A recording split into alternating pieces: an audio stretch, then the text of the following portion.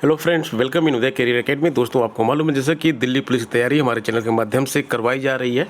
और ये जो तैयारी करवाई जा रही है, आपको स्टैटिक जीके भी पढ़ाया जा रहा है। स्टैटिक जीके में हिस्ट्री हम पढ़ा रहे हैं, फिर जियोग्राफी भी पढ़ाएंगे इसके बाद, और बाकी अन्य टॉपिक्स भी कवर करेंगे।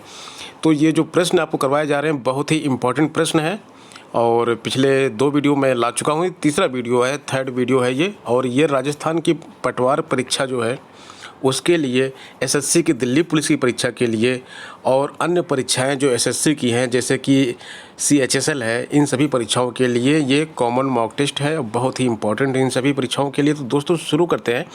आप भी साथ साथ में कमेंट करते जाइएगा और अपना आंसर इसमें सही बताते जाइएगा। तो पहला प्रश्न है, निम्नलिखित में से कौन सा युग में सुमेलित नहीं है? तो ये महाजनपद दिए गए हैं और ये राजधानी दी गई है इनकी। तो इसमें आपको सुमेलित कौन सा नहीं है वो बताना है। गंधार की राजधानी तक्षशिला सही है, अंग की राजधानी चंपा सही है, मगध की गिरवृत सही है, कौशल की देखिए राजधानी यहाँ पे दिया है मथुरा, जो कि सही नहीं है। तो ऑप्शन क्या हो जाएगा यहाँ पे? हमारा उत्तर हो जाएगा डी ऑप्शन पहले क्वेश्चन में सही हो जाएगा। अगले प्रश्न पे आ जाते हैं। हर्यक वंश के किस शासक को कुणिक कहा जाता है? हर्यक वंश का जो शासक था उसमें कुणिक किसको बोला जाता है? हर्यक वंश की सबसे पहले जान लेते हैं कि स्थापना किसने की थी। हर्यक वंश की जो है स्थापना की थी बिंबिसार ने। ये बिंबिसार यहाँ पे दिया गया है, ये हर्यक वंश के संस्थापक कहे जाते हैं। और जो इसमें है कुणिक किसको कहा जाता है, वो है अजातशत्रु। ठीक है दोस्तों, अगले प्रश्न पे आ जाते हैं। पाटलिपुत्र नगर की स्थापना किसने की थी? तो पाटलिपुत्र नगर की स्थापना जो है उदयन ने की थी। उदयन ने की थी पाटलिपुत्र नगर की स्थापना।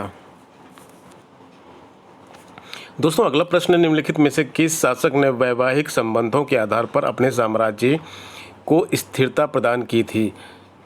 तो दोस्तों, इसका सही उत्तर हो जाएगा बिंबिसार।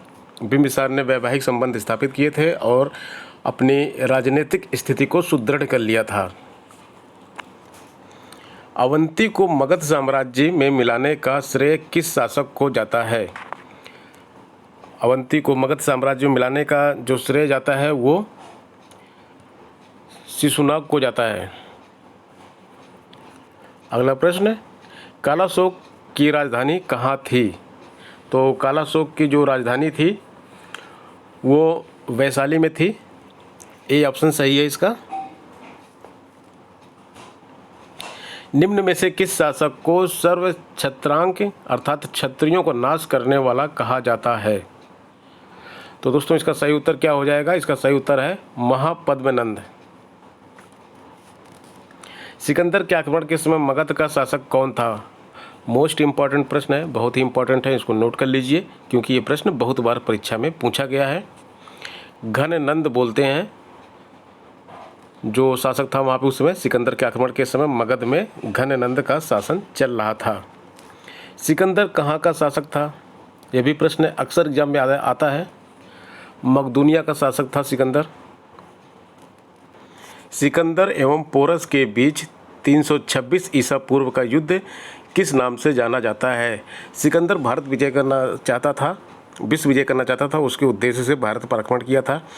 और सिकंदर और पोरस के बीच युद्ध हुआ था, और ये युद्ध जो है झेलम नदी के किनारे हुआ था, और इसलिए इसको झेलम का युद्ध भी बोला जाता है।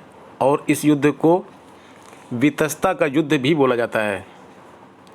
इन दोनों के साथ साथ इसको हाइडे स्पीच का युद्ध भी बोला जाता है। तो 3 नाम हैं इस युद्ध के, वितस्ता या झेलम का युद्ध या फिर हाइडे स्पीच का युद्ध। अगले प्रश्न पे आ जाते हैं। चंद्रगुप्त मौर्य की सेंड्रोकोटस के रूप में किसने पहचान की? सेंड्रोकोटस की पहचान सर्वप्रथम विलियम जोन्स ने की थी। तो सही उत्तर हो जाएगा आपका ऑप्शन बी। चंद्रगुप्त मौर्य का प्रधानमंत्री कौन था? तो इसका सही उत्तर हो जाएगा चाणक्य। चाणक्य ने ही चंद्रगुप्त मौर्य को विजय दिलाने में सहायता की थी। चंद्रगुप्त मौर्य ने नंद वंश के किस शासक को समाप्त कर मौर्य वंश की स्थापना की थी? तो इसका सही उत्तर हो जाएगा घननंद, क्योंकि जब सिकंदर का आक्रमण हुआ था तो घननंद यहाँ पे शासक था मगध पर। और इसके बाद चंद्रगुप्त मौर्य ने यहाँ पर आक्रमण किया, घननंद को पराजित किया और मौर्य वंश की स्थापना की, जिसमें उसकी सहायता चाणक्य ने की थी। प्रसिद्ध यूनानी राजदूत मेगास्थनीज किसके दरबार में रहता था? मेगास्थनीज जब भारत आया था तो उसमें चंद्रगुप्त मौर्य का शासन था। चंद्रगुप्त मौर्य के दरबार में ही मेगास्थनीज रहता था। कौटिल्य की विश्व प्रसिद्ध रचना, ये आपको मालूम होनी चाहिए, इम्पोर्टेंट प्रश्न है। कौटिल्य कौन थे पहले तो ये जानिए। कौटिल्य चाणक्य को बोलते हैं और इनकी जो विश्व प्रसिद्ध रचना है उसका नाम है अर्थशास्त्र। अर्थशास्त्र जिसको हम इकोनॉमिक्स आज की डेट में बोलते हैं, तो इकोनॉमिक्स की रचना किसने की थी? कौटिल्य ने की थी। कौटिल्य कौन थे? चाणक्य थे। चाणक्य कौन थे? चंद्रगुप्त मौर्य के प्रधानमंत्री थे। इंडिका किसकी रचना है? अगला प्रश्न ये है, ये भी बहुत ही इंपॉर्टेंट प्रश्न है, आप लोग बता सकते हैं तो बताइए इसका उत्तर क्या है। इंडिका जो है मेगास्थनीज की रचना है। ऑप्शन सी सही है यहाँ पे। कौन सा कथन असत्य है? कौटिल्य का दूसरा नाम विष्णुगुप्त या चाणक्य था।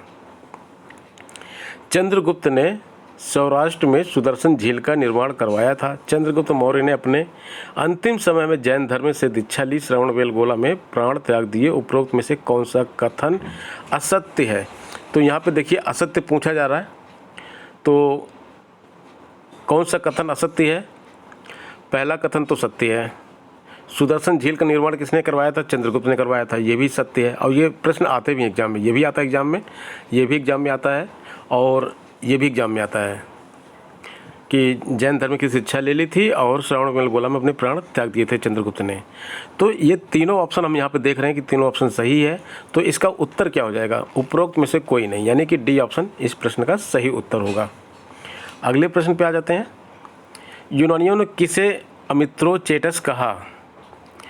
तो अमित्रोचेटस यूनानियों ने बिंदुसार को बोला था।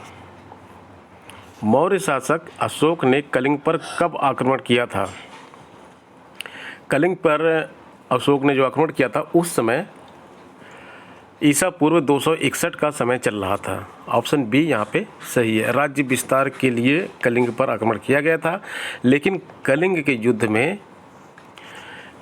युद्ध का जो मंजर था उसको देखकर अशोक का हृदय परिवर्तन हुआ और बाद में अशोक एक अहिंसावादी शासक के रूप में प्रसिद्ध हुए और बौद्ध धर्म के संरक्षक बने।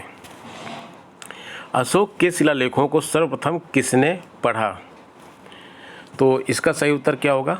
बहुत ही इम्पोर्टेंट प्रश्न है। जेम्स प्रिंसेप ने इसको पढ़ने में सफलता हासिल की थी। अशोक के जो भी शिलालेख थे, बहुत सारे शिलालेख।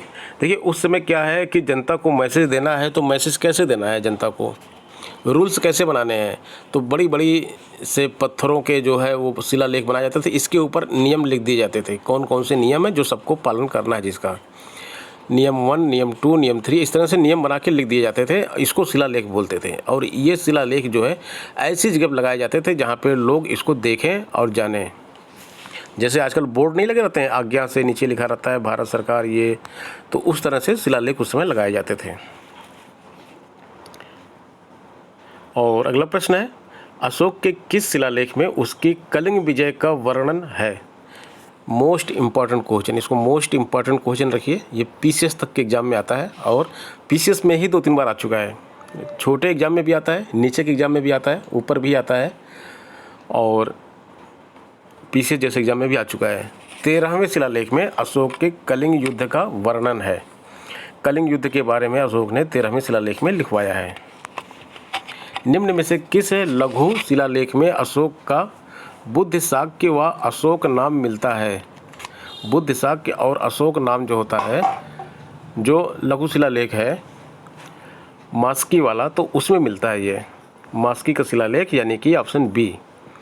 देखिए शिलालेख और लघु शिलालेख, शिलालेख तो बड़े से शिलालेख होते थे, लघु शिलालेख कुछ छोटी छोटी इन्फॉर्मेशन के लिए लिखवाए जाते थे। तो ये लघु शिलालेख में इसका नाम मिलता है। एक और प्रश्न है आगे, अशोक का कौन सा अभिलेख 2 भाषाओं यानी ग्रीक और अरामेइक में प्राप्त होता है? कौन सा शिलालेख है वो? वो शिलालेख है सरेकुना का शिलालेख जो होता है ये 2 भाषाओं में, ग्रीक और अरामेइक भाषा में है। बहुत ही इम्पोर्टेंट प्रश्न है। देखिए, हम मौर्य साम्राज्य तक आ चुके हैं। हिस्ट्री हमने शुरू की थी प्रागैतिहासिक काल से और मौर्य साम्राज्य तक आ गए हैं और मात्र 71 क्वेश्चन हमने पढ़े हैं। 71 क्वेश्चन में हम मौर्य साम्राज्य तक यानी कि अशोक का इतिहास पढ़ रहे हैं। सब मिलाकर केवल 300 प्रश्न हम इतिहास के पढ़ेंगे और वो तीनों बहुत ही इम्पोर्टेंट प्रश्न हैं जो परीक्षाओं में आते हैं। तो दोस्तों, आज के वीडियो में बस इतना ही। यह इतिहास का तीसरा वीडियो है। अगर आपने पहला और दूसरा नहीं देखा है तो नीचे डिस्क्रिप्शन बॉक्स में जाके देख सकते हैं, वहाँ पे लिंक मिल जाएगा। और अगर इस वीडियो की और बाकी के वीडियो की भी PDF चाहिए आपको, तो व्हाट्सएप ग्रुप का जो लिंक डिस्क्रिप्शन बॉक्स में दिया है उसको आप क्लिक करके ग्रुप ज्वाइन कर सकते हैं। यह वीडियो मेरा जो है SSC की बहुत सारी परीक्षाओं के लिए इम्पोर्टेंट है। पुलिस की जितनी भी परीक्षाएं होती, चाहे UP पुलिस हो, MP पुलिस हो या फिर दिल्ली पुलिस हो, स्पेशली मैंने इसको दिल्ली पुलिस के लिए बनाया है, सभी परीक्षाओं के लिए इम्पॉर्टेंट है। इसके साथ साथ राजस्थान पटवार का जो एग्ज़ाम है उसके लिए भी इम्पॉर्टेंट है। तो दोस्तों, अगले वीडियो में फिर मुलाकात होगी और जो अगला वीडियो होगा वो देखते हैं कि भाई देखिए, हिस्ट्री चल रही है, ज्योग्राफी भी शुरू होगी और पॉलिटी भी शुरू होगी। तो अगले विषय में कोशिश करेंगे कोई नया सब्जेक्ट आपके लिए लेके आए, इसको भी कंटिन्यू रखेंगे आगे। तो ठीक है दोस्तों, वीडियो को लाइक और शेयर ज़रूर कीजिएगा। मिलते हैं नेक्स्ट वीडियो में। धन्यवाद।